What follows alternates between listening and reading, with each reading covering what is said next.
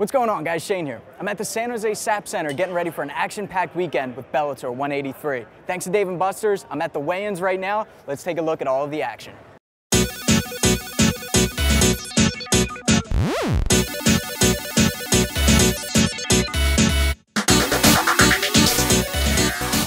The action-packed weekend kicked off with weigh-ins where fighters like Paul Daley and Lorenz Larkin couldn't wait to get their hands on each other. Paul Daley, don't use a restroom.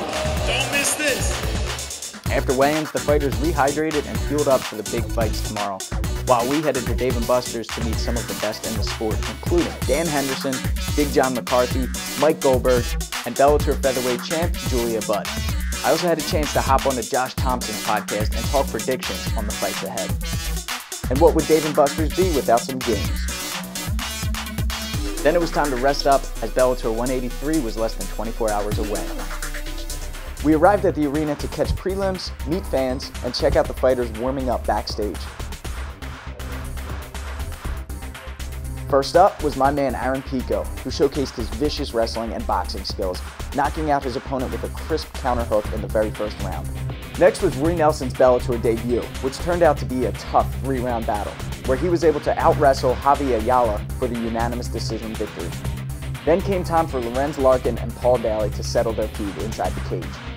It was back and forth in the first round, but the Monsoon got caught with Semtex's bomb of a left hook and was never able to recover. Paul Daley wins via KO in the second round. Finally, it was time for the main event, Benson Henderson against Patricky Pitbull.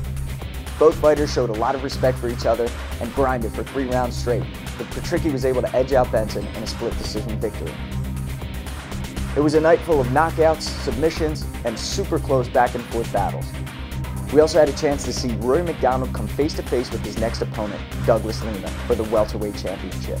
The president of Bellator, Scott Coker, has referred to Douglas Lima as the best welterweight in the world. So come January 20th, we will see who really is the best. Comment your predictions for this fight down below. Alright guys, thanks for watching. I hope you enjoyed this exclusive look at Bellator 183 thanks to Dave & Buster's. Until next time, I'm Shane with fightTIPS for the underdogs.